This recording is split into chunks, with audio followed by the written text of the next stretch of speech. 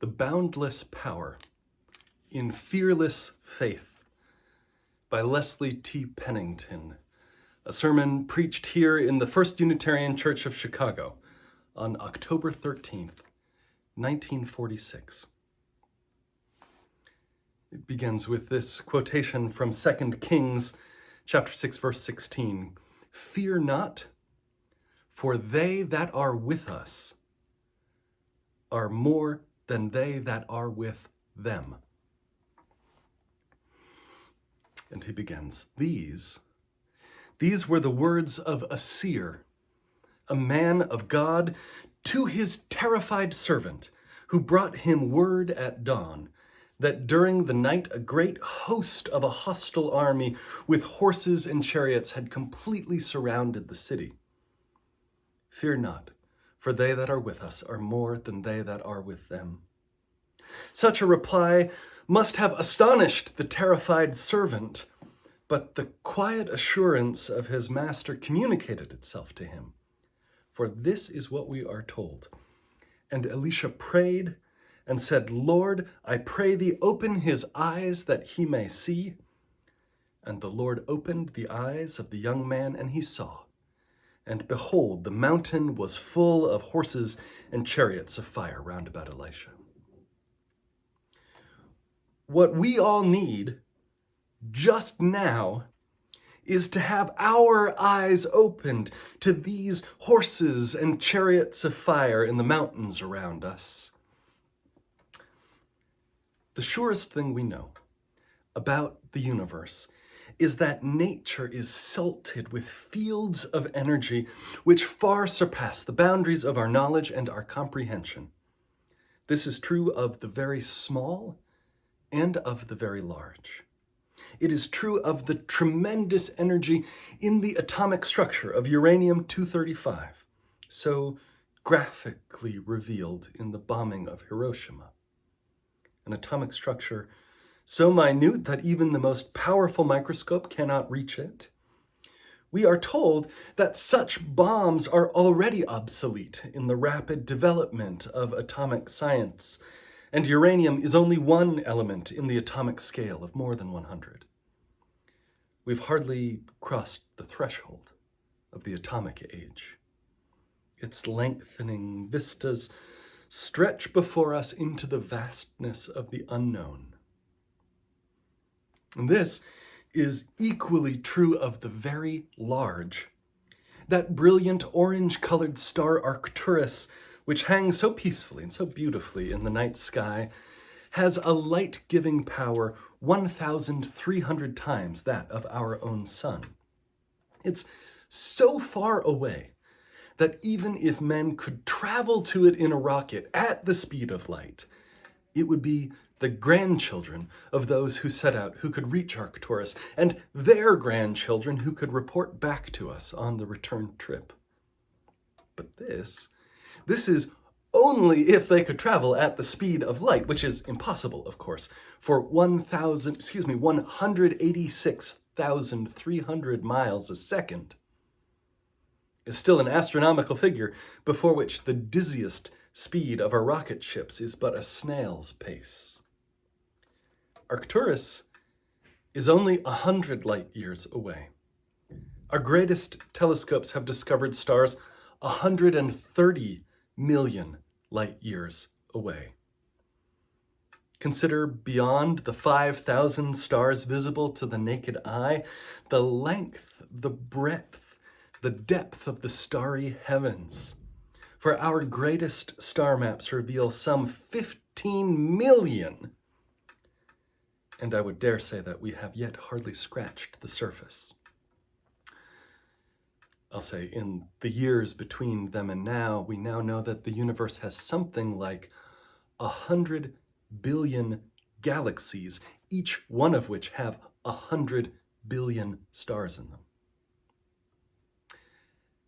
Pennington continues, "The story is told of an old New England parish minister who preached one sermon each year on developments in the field of astronomy. When asked why he did so, he replied, 'My people may not be interested in astronomy, but it greatly enlarges my conception of God.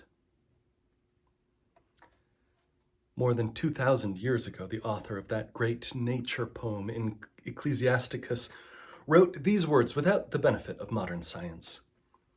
When ye glorify the Lord, exalt him as much as ye can, for even yet will he far exceed. And when ye exalt him, put forth all your strength, and be not weary, for ye can never go far enough. There are yet hid greater things than these be. Amid these boundless fields of energy, from the minute structure of the atom to the utmost galaxies in the vast sweep of space, man has his being. They existed long before he was, and from them, in some mysterious way, he was created. Virtually all we know is made of atoms, the hardest rock, the earth, the air, the sea, the stars themselves, the sun, and living things, the body and brain of man. And here, I imagine, he must have gestured to the marble images at the back of the chancel behind him that showed these things, sun and stars and living things. He says these are not what they seem, but fields of energy, negative and positive charges of electricity woven into the elemental pattern of being, what we call inanimate, with what we call the overtones of life emerging from them, of life and mind and spirit. The old pseudoscientific theory of materialism is gone, destroyed by the advance of science itself. The atom as a field of energy is much more mysterious than the old block system of 19th century physics. An atom as a field of energy has a life history of its own, as dependent upon its associations with other fields as upon its own internal structure. It is this association of fields of energy, form creating, form destroying, from atoms to sun and stars, which is our surest clue to the nature of reality. And it is as a field of energy related to these other fields that I would have you think of man. For here again in man, and in a peculiar way above atoms and stars, in man as he is truly related to these fields of energy about himself and nature, in other men, in history and in society, we come into touch with boundless energy. Above all created things, man has been given a sensitiveness to all these other fields of energy, the power of mind, by which he can search out their hidden secrets, the creative skill of hand and brain and will by which he can enter into and share in the creative processes of the universe, the power of sympathy and love to unite him with his fellows, to free him from his soul's preoccupations with himself, to give his life the dignity and the beauty and the meaning of a transcendent purpose. This is our heritage, the crowning gift of the manhood and womanhood in every one of us, with science, art, virtue, spirit rising in us to their highest power through love. There are diversities of gifts and of fortune among us, but beyond this diversity, these are the things which belong to us all. These things are obvious enough when we stop and think, but we're so preoccupied with immediate concerns, so distracted by minor excitements, so confused by the tangled issues of life, so bewildered by its problems, worn down by its hardships, that we soon forget. The foothills and the clouds of daily cares cut off our vision of life's majestic summits.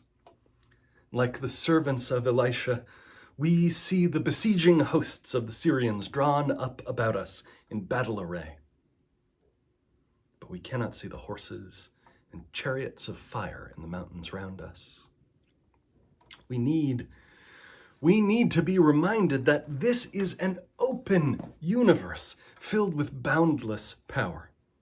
And nowhere is this more true than at the very summit of our personhood.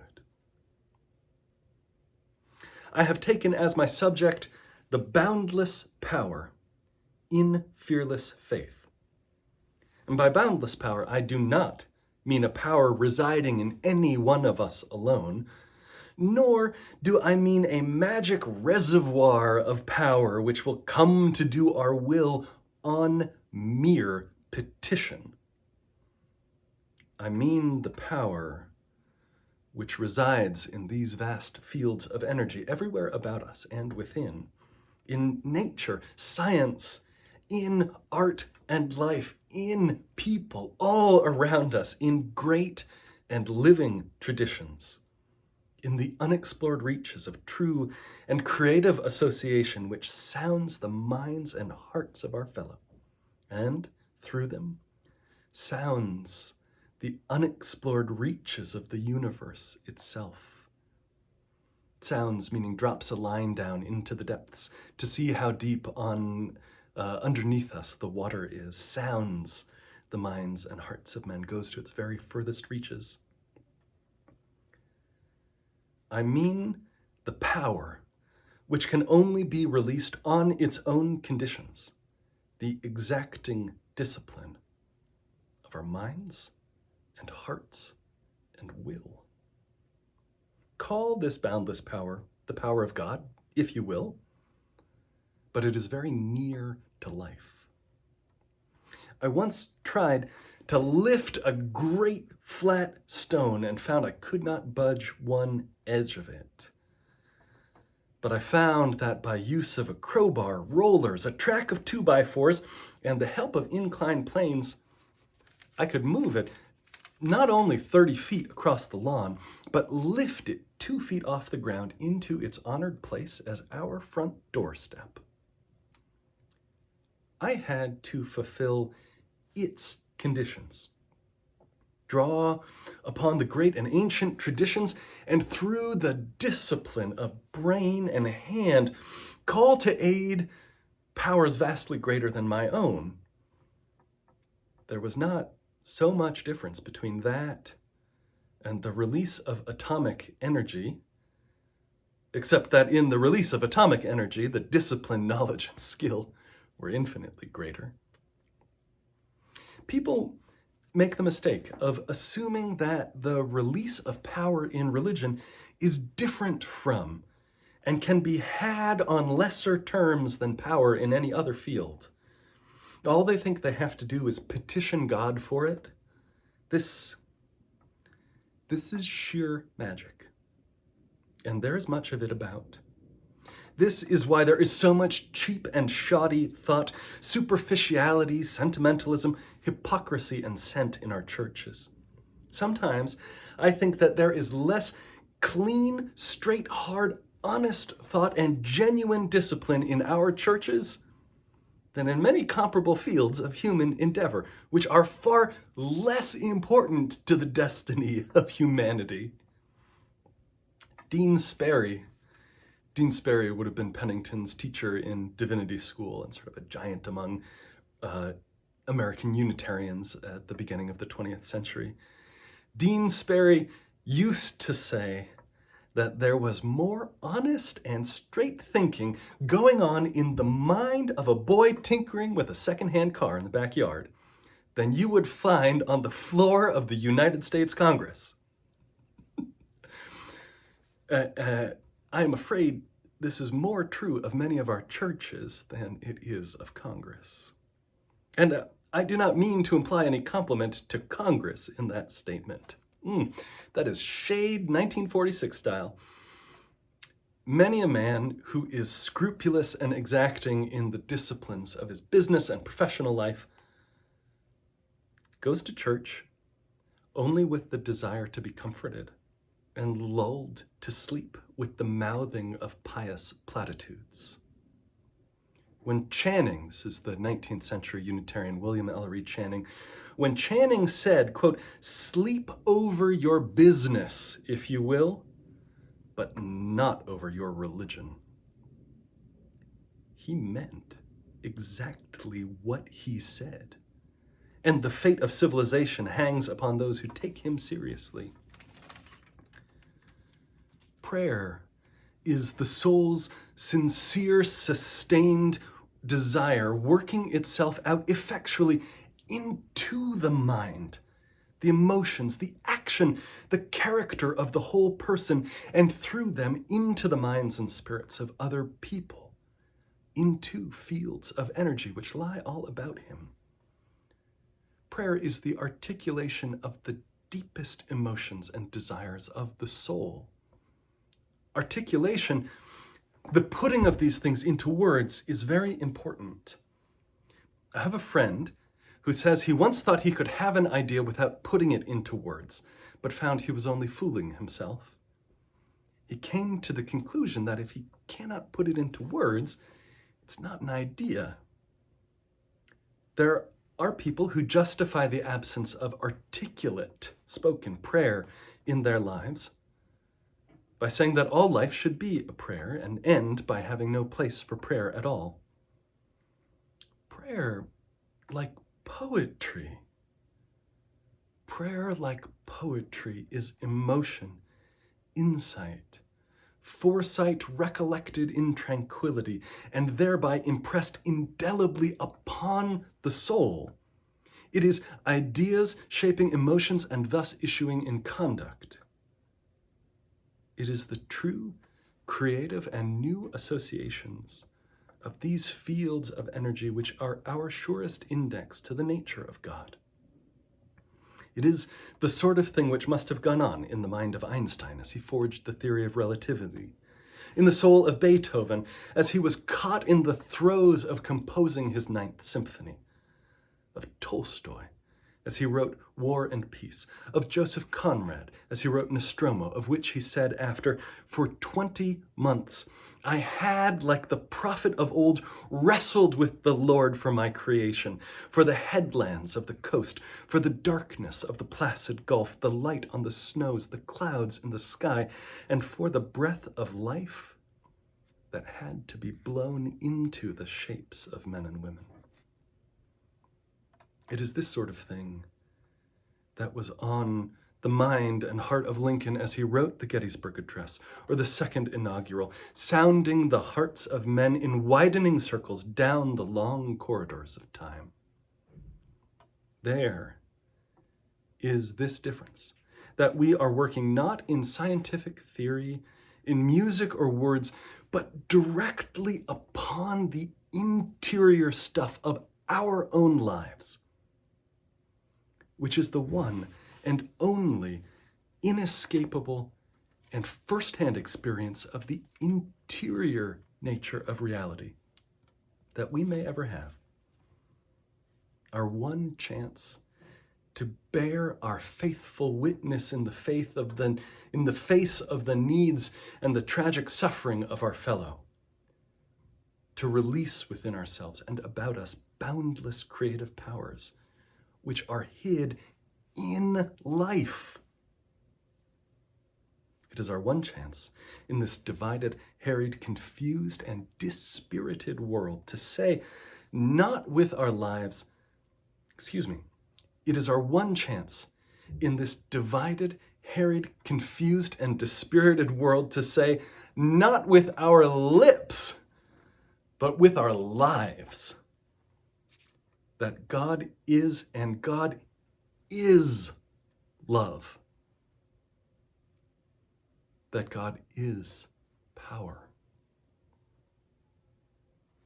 I did not put the word fearless before faith for the sake of alliteration. The word faith has become so familiar, so hackneyed, that I'm afraid it slips by without laying hold of the imagination.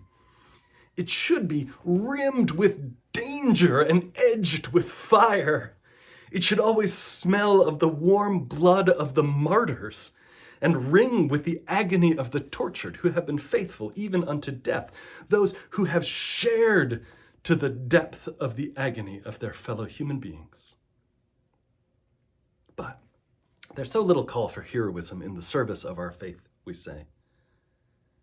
May that not be because the word heroism has been romanticized, sentimentalized after the manner of Hollywood.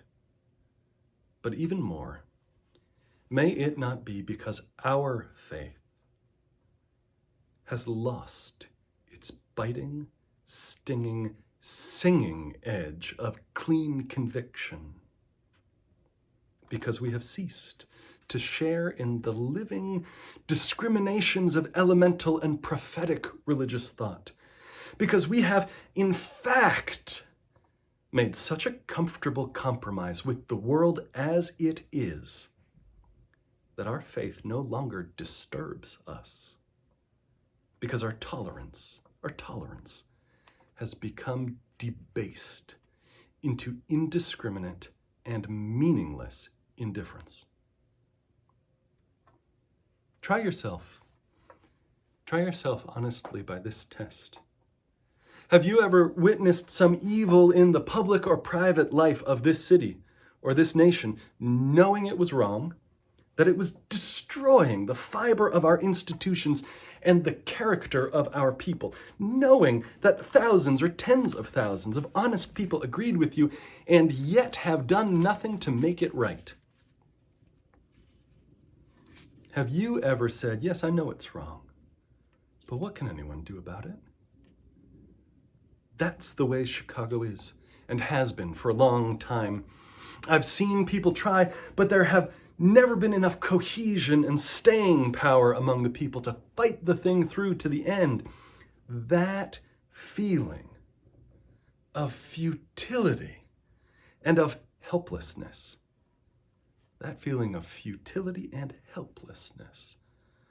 among thousands and tens of thousands of people points indelibly to the destruction of our democratic way of life and to the utter decay of religious faith. So long as it exists, that feeling of futility and helplessness, so long as it exists, all the prayers and all the services of worship in our many churches will avail us nothing. They will be as futile as the prayers and services in the churches of Germany during Hitler's rise to power, so far as determining the majority of the German people were concerned.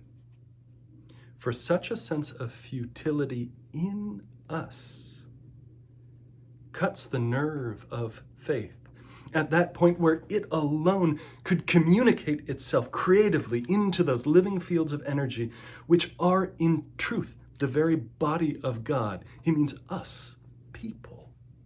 We living fields of energy, which are in truth the body of God.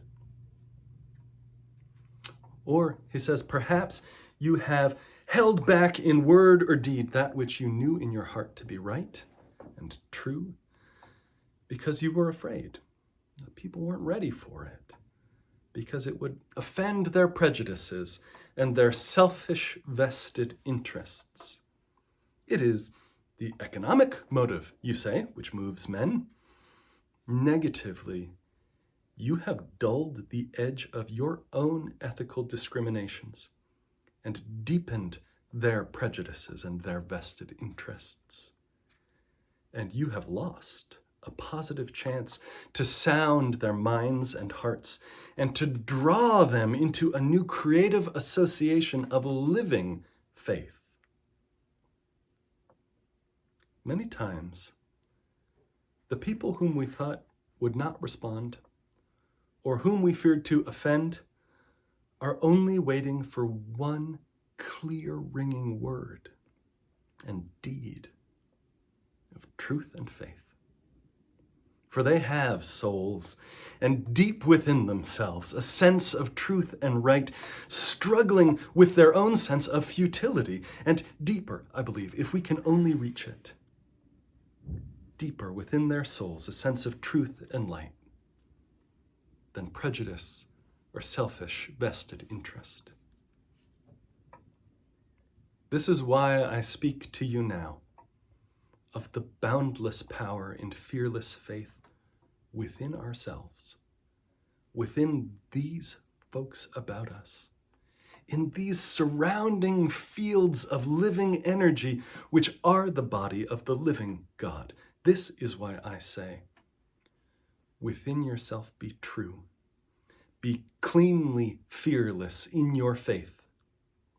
For this divided, harried world needs that which only you can give to release this boundless power.